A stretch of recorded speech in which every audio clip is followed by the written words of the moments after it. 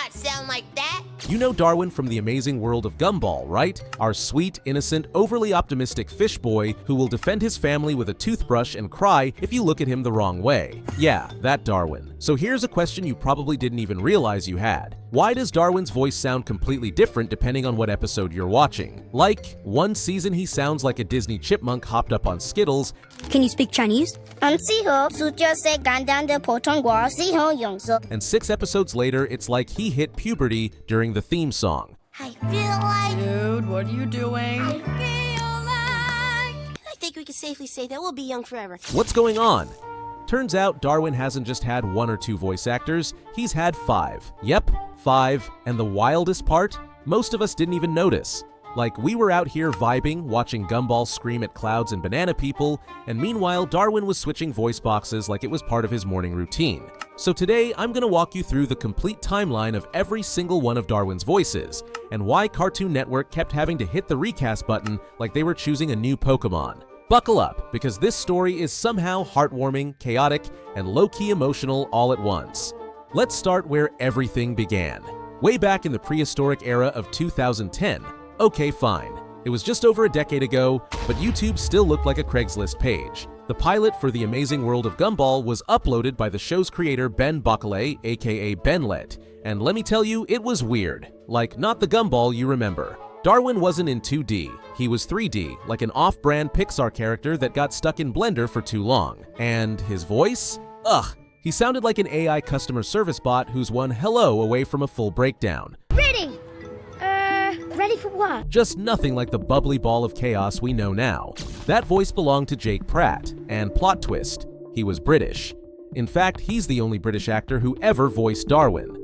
After that, Cartoon Network made a hard pivot to African-American voice actors for Darwin, which low-key became a big part of the character's identity going forward. Now, Jake only voiced Darwin for that pilot. And yeah, it got removed for copyright stuff, but the internet is the internet. You can still find it. And it's interesting. It feels like watching a dream of Gumball that someone half remembered after eating expired cheese. But you know what? Credit where credit's due.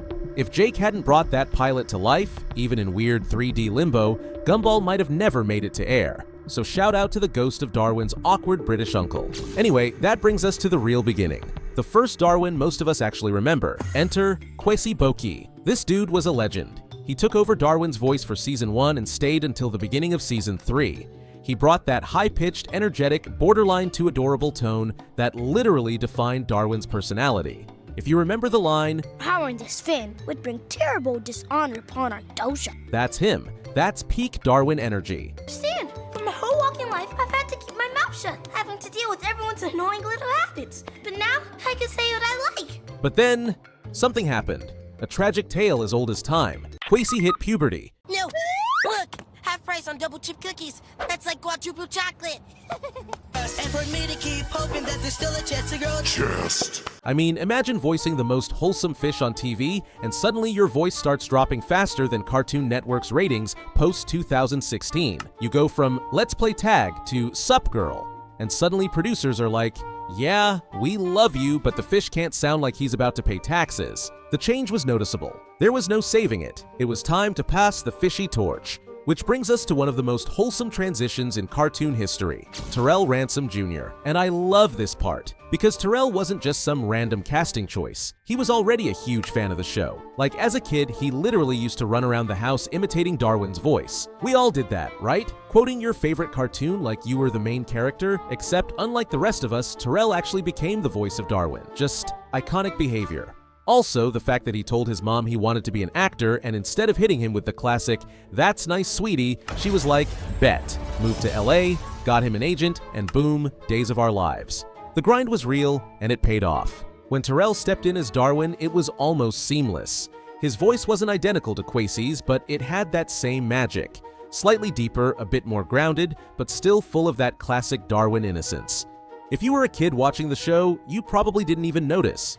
You were too busy laughing at whatever disaster Gumball dragged them into that week. No, you cannot love her, for I love her more. She's beautiful and yellow and runny and funny. But here's the thing, Terrell didn't try to copy Kwesi. He respected the character, sure, but he made Darwin his own, and it worked. You can tell he got the character, like on a soul level. And that kind of connection, you can't fake that, you can hear it. But, of course, cue the sad music. Puberty strikes again. Terrell's voice, like Queasy's before him, started changing. And as much as we all loved his version of Darwin, Cartoon Network had to hit that recast button again. So who stepped in next? Daniel T. Hansley Jr., aka Donald. So, what are we gonna do? I do not sound like that. Try clearing your throat. Okay.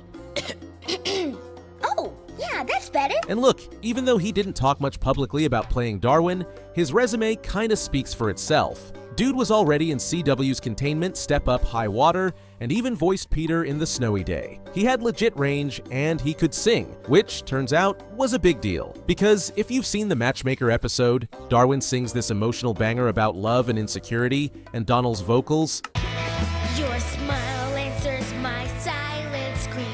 Your photo on the screen.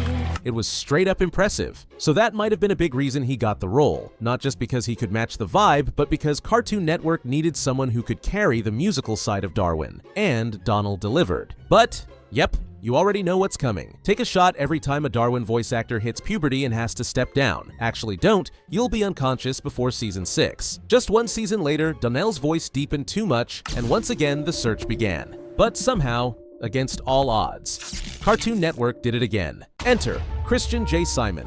And file your taxes, and pay your taxes, and understand taxes. The final Darwin, at least for now.